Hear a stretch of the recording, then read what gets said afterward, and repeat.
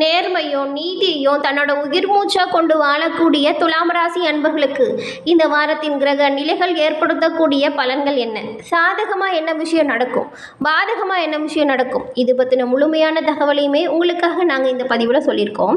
இப்போது சாதகமாக நடக்கக்கூடிய விஷயங்களை நம்ம முன்கூட்டியே தெரிஞ்சுக்கிறது மூலம் பல சந்தோஷமான ஒரு உணர்வு நம்மளோட மனசில் வரும். அதே போல் பாதகமான விஷயத்தை நம்ம தெரிஞ்சுக்கிறது மூலம் அந்த பிரச்சனையை தவிர்க்க என்ன செய்யலாம் அப்படின்னு யோசிக்க ஒரு சிறந்த வழியாக இருக்கும். அந்த வகையில் இந்த பதிவு நீங்கள் பயன்பெறும் வகையில் அமையும். ஸ்கிப் பண்ணாமல் முழுமையாக பாருங்கள்.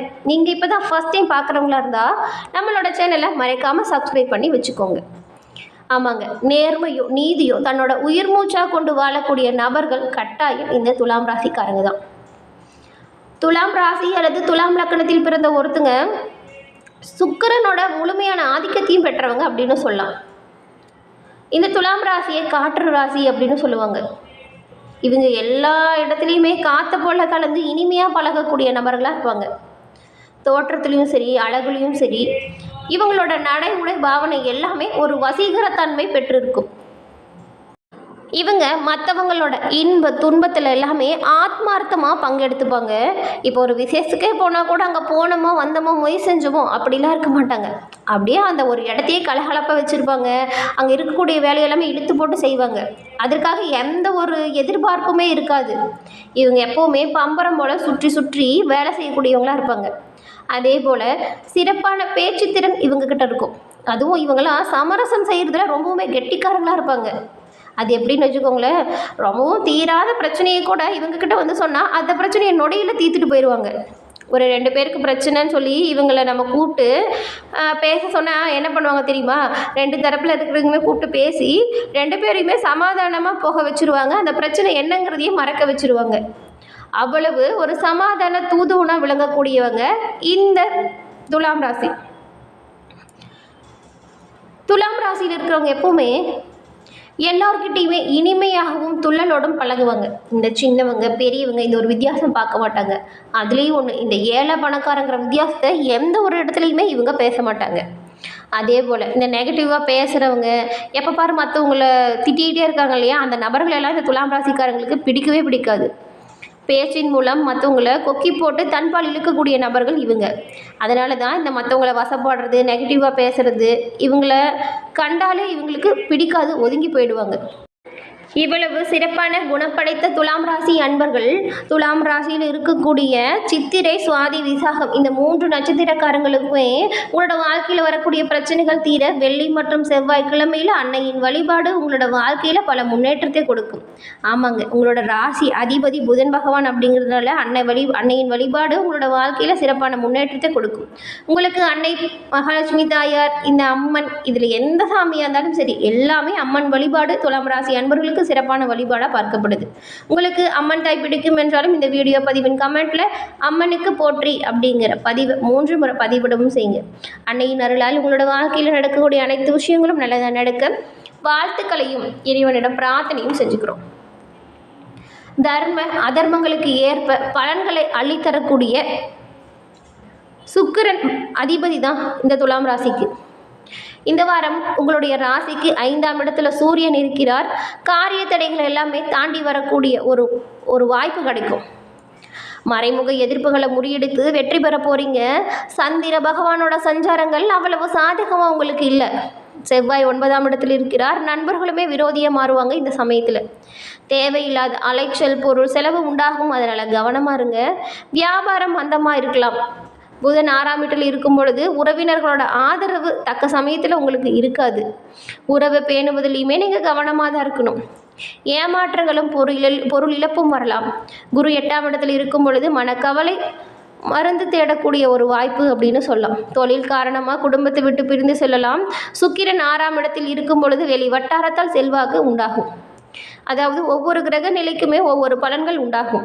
ஆனால் எவ்வளவு பிரச்சனை வந்தாலும் துணிவாக சமாளிக்கக்கூடிய நபர்கள் இந்த துலாம் ராசி அன்பர்கள் அப்படிங்கிறதுனால கவலைப்பட தேவையில்லை. வாரத்தின் முதல்ல கிரக நிலைகள் கொஞ்சம் ஏற்றம் இறக்கமாக இருந்தாலுமே அதன் பிறகு சுக்கிரன் 6ஆம் இடத்துல வரும்பொழுது உங்களுக்கு செல்வாக்கு அதிகரிச்சிருக்கும். வெளிநாட்டிலிருந்து நல்ல செய்திகள் வரும். சனி பகவான் 5ஆம் வீட்டில் இருக்கும் பொழுது இந்த ஆன்லைன் சூதாட்டத்தில் ஈடுபடாதீங்க, ரொம்பவும் நஷ்டம் வரும். அதனால் நீங்கள் கவனமாக இருக்கணும். முடிஞ்ச அளவுக்கு இந்த ஆன்லைன் சூதாட்டத்தில் நீங்கள் ஈடுபடாமல் இருக்கிறதே நல்லது. மகிழ்ச்சியும் வருத்தமும் கலவையாக இருக்கும் இந்த வாரம்.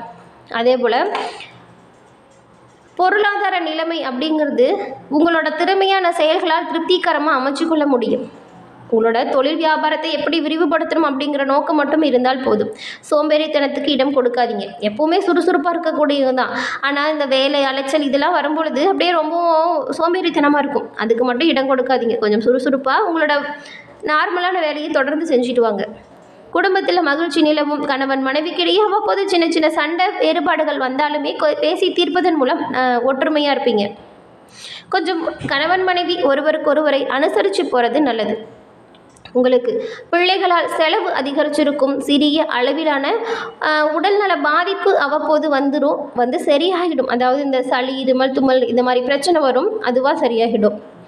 சிலருக்கு எல்லாமே ஆன்மீக பயணம் மேற்கொள்ளக்கூடிய வாய்ப்பு இந்த வாரம் உண்டாகும். அதுவும் குலதெய்வ வழிபாடாக இருந்தால் ரொம்பவுமே சிறப்பாக இருக்குங்க. ஆமாம், குடும்பத்தோடு நீங்கள் என்ன பண்ணுறீங்கன்னு வச்சுக்கோங்களேன், இந்த வாய்ப்பு கிடைக்கிறப்போ குலதெய்வ கோவிலுக்கு சென்று ஏதாவது நேர்த்திக்கடன் இருந்தால் அதை செலுத்திட்டு வாங்க. ஏன்னா கிரக நிலைகள் ஏற்ற இறக்கம் வரும்பொழுது எல்லாமே இந்த வேறுபட்ட மாற்றங்கள் நம்மளோட வாழ்க்கையில் நடக்கும். அந்த வகையில் நீங்கள் குலதெய்வ வழிபாடு குடும்பத்துடன் மேற்கொள்வதன் மூலம் பல இக்கட்டான சூழ்நிலைகளை தவிர்க்க முடியும்.